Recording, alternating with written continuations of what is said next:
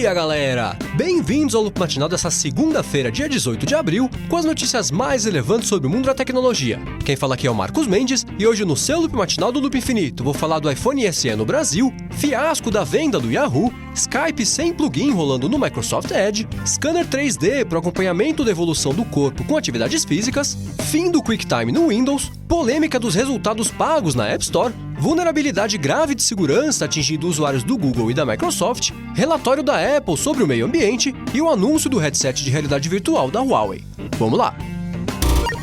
Eu começo o episódio de hoje falando sobre a Huawei, que anunciou na sexta-feira em Xangai a chegada de um headset de realidade virtual chamado Huawei VR e que vai funcionar em conjunto com os telefones P9 e P9 Plus que foram anunciados em Londres há 2 semanas e também com o aparelho Mate 8. De acordo com a empresa, o Huawei VR é o primeiro dispositivo com a capacidade de oferecer suporte a som em 360 graus e funciona de uma forma bem parecida com o Gear VR da Samsung. O usuário compra o headset e encaixa o celular na frente para servir como a tela e o cérebro do dispositivo. Eles dizem ainda que o Huawei VR tem latência de 20 milissegundos, tem um ângulo de visão de 95 graus e é o único que oferece um filtro de luzes azuis que protege a visão dos usuários. Por fim, eles não informaram a data de lançamento e nem o preço do dispositivo, o que é uma pena, mas já avisaram que ele vai oferecer acesso gratuito a mais de 4.000 filmes, 40 jogos, 350 fotos panorâmicas e 150 tours panorâmicos, seja lá o que isso significa.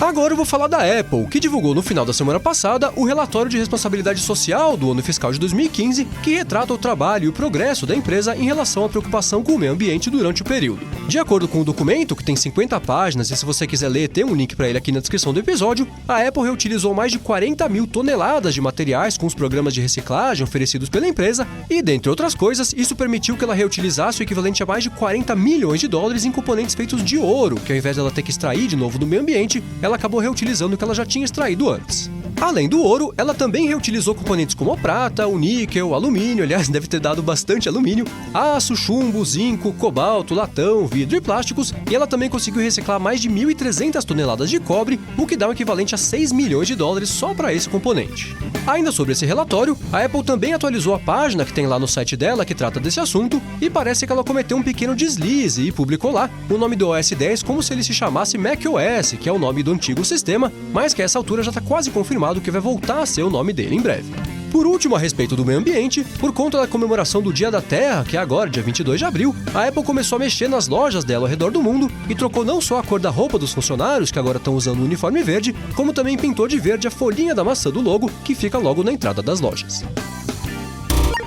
Agora eu vou falar de um problema de segurança enorme que foi descoberto por alguns pesquisadores de tecnologia lá da Universidade de Cornell em Nova York e que podia usar os serviços de encurtamento de URLs para atacar e prejudicar usuários da Microsoft e do Google, com direito à possibilidade de infectar os computadores das vítimas com malwares e até descobrir informações como, por exemplo, o endereço de alguém ou segredos, tipo se a pessoa já esteve numa clínica de aborto ou de tratamento contra vício de drogas. Esse ataque, que de certa forma é bem simples, usa programas que vão testando todas as combinações de letras e números do serviço bit.ly, que é usado tanto pelo OneDrive da Microsoft quanto pelo Google Maps, e como o serviço permite o uso de URL só de 6 caracteres, acaba ficando meio fácil de encontrar endereços que de fato já estejam em uso por algum desses serviços. Do ponto de vista prático, isso significa que se um usuário do OneDrive da Microsoft compartilha o endereço de alguma pasta dele com alguém, esse endereço pode ser acessado por qualquer pessoa em poder desse link, e em quase 10% dos casos, os pesquisadores perceberam que eles tinham total controle sobre a pasta, podendo deletar ou subir arquivos, e além disso, aquele link poderia ser usado como ponto de partida para explorar outras pastas da pessoa.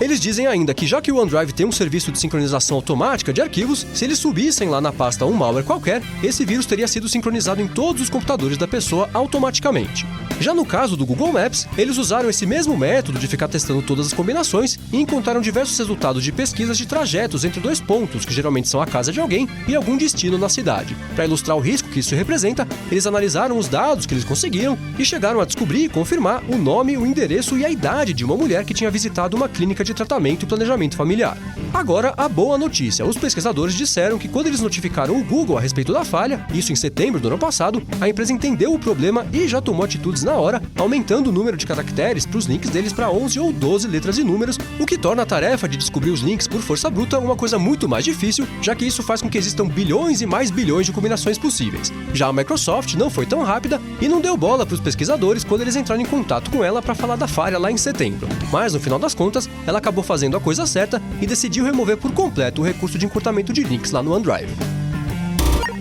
Agora eu vou falar de uma matéria que a Bloomberg divulgou sobre a App Store e que gerou uma certa polêmica no final da semana passada. De acordo com o veículo, a Apple vem estudando formas de mudar o sistema de busca da App Store, que sempre foi meio ruinzinho mesmo, mas uma das mudanças que a empresa vem considerando é a possibilidade de permitir que os desenvolvedores paguem para ter um destaque maior nos resultados de busca para aplicativos. A Bloomberg falou que existe uma equipe de aproximadamente 100 pessoas trabalhando nessa espécie de reformulação da App Store e que parte dessa equipe veio da divisão de iAds, que foi desmanchada lá na Apple há alguns meses. Bem estranha essa iniciativa da Apple, caso ela seja verdade mesmo, né? É fato que a busca da App Store sempre foi meio problemática, sempre foi bem fraquinha, mas esse tipo de promoção paga não parece ser o melhor jeito de resolver problema nenhum. Na verdade, isso vai acabar criando um outro problema, que é o aumento da diferença de oportunidade que existe entre as grandes empresas e os desenvolvedores independentes. Uma mecânica de resultados pagos ia acabar virando só mais um lugar pra gente ser bombardeado com material promocional de apps tipo Clash of Clans e Candy Crush, enquanto os desenvolvedores independentes continuariam escondidos lá pro fim da lista da App Store.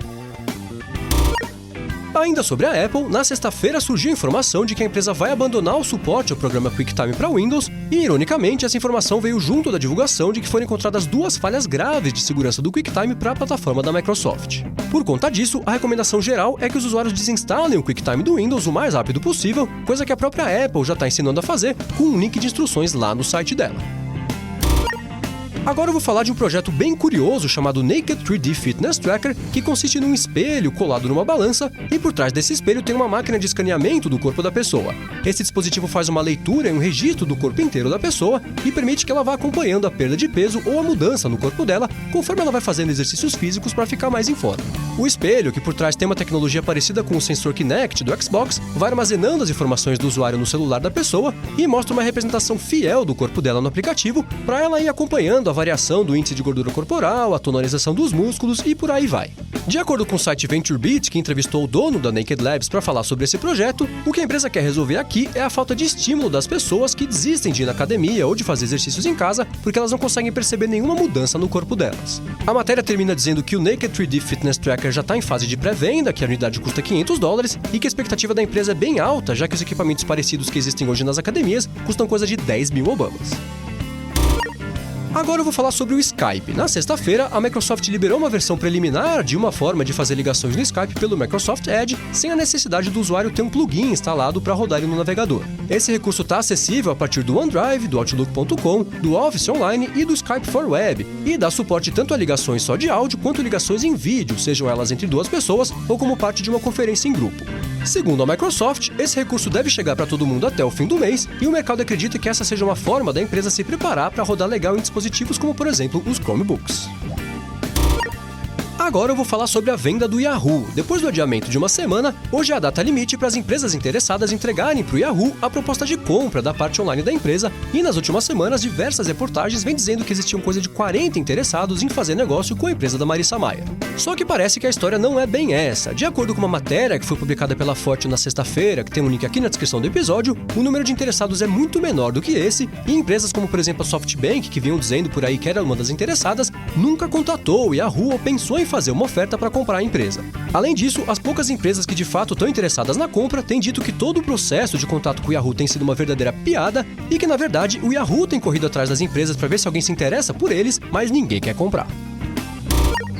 E por último, na sexta-feira apareceu lá no blog do iPhone a informação de que a Anatel já homologou a bateria do iPhone SE, o que significa que não deve levar muito tempo para o resto do aparelho também ser homologado, abrindo caminho para o início das vendas dele aqui no Brasil. De acordo com o documento da homologação, o modelo que a Apple vai comercializar aqui é o A1723, como já se esperava, e esse é mesmo o mesmo modelo que é vendido lá nos Estados Unidos para funcionar com a operadora Sprint. Como eu disse por aqui dia desses, ainda não existe uma confirmação oficial do preço do iPhone SE aqui no Brasil e nem da data também, mas o Mac Magazine publicou uma matéria na semana passada dizendo que ele deve chegar por aqui custando a partir de R$ 2.700.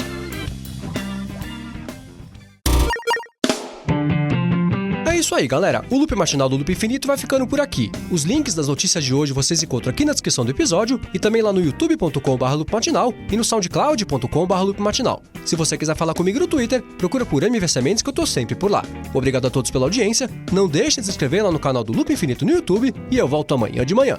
Falou!